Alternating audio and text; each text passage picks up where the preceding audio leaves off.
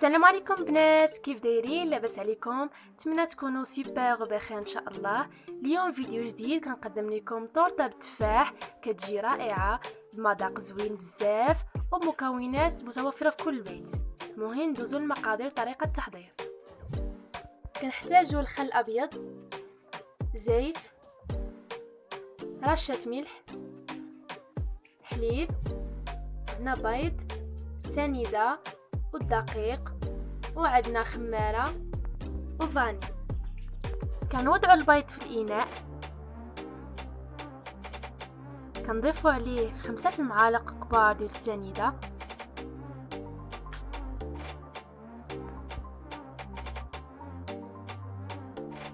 كنضيفوا 5 المعالق كبار ديال الزيت،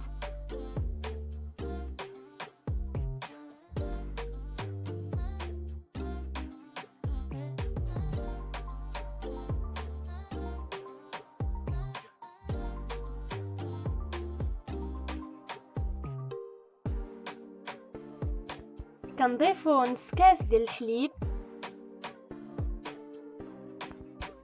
كنبداو نخلطوا في المكونات،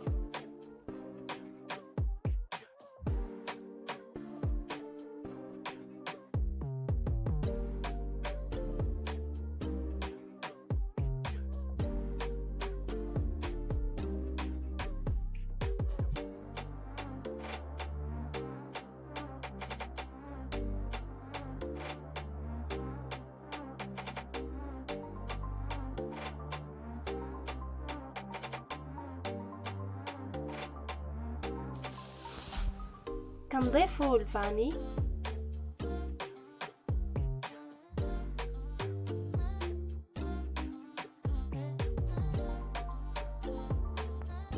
رشة ملح،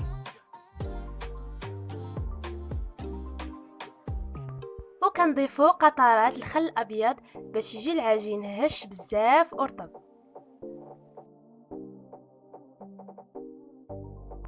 وكنستمروا في التحريك.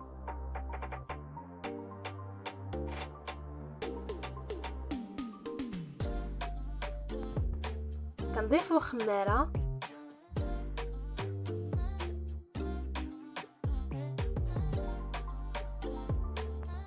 كنبداو نضيفوا الدقيق،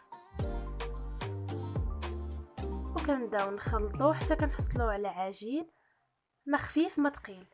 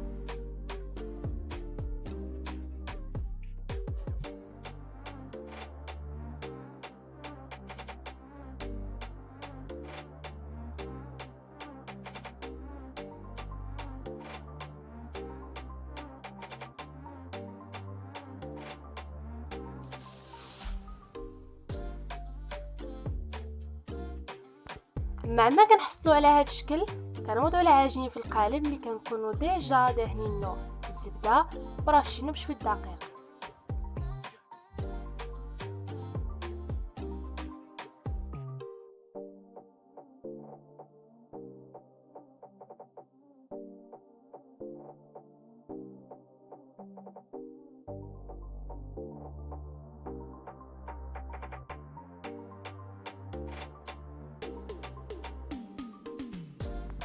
وهنايا للتزيين نحتاجي 2 تفاحات قطعتهم ووضعتهم على هذا الشكل.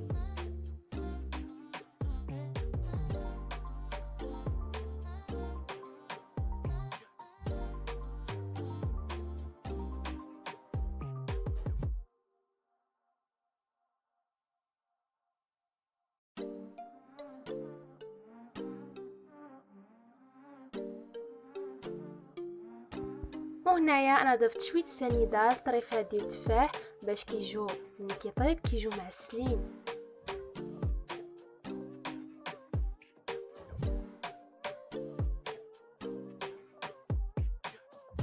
وصافي ملي كنساليو التزيين كندخلوه الفرن.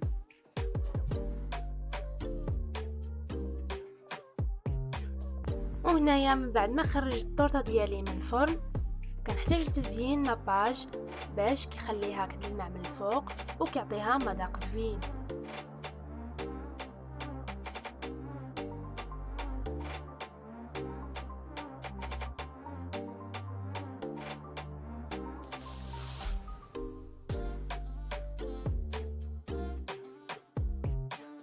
وهنايا كيف ما كتشوفوا الطورطه ديالي ها هي واجده، كيجي الشكل ديالها زوين بزاف وبمذاق حتى هو رائع. مهم الى عجبكم الفيديو ما تنساوش تابوني ولايك، الى عجبكم الفيديو خليو لي كومونتير الى فيديو قادم.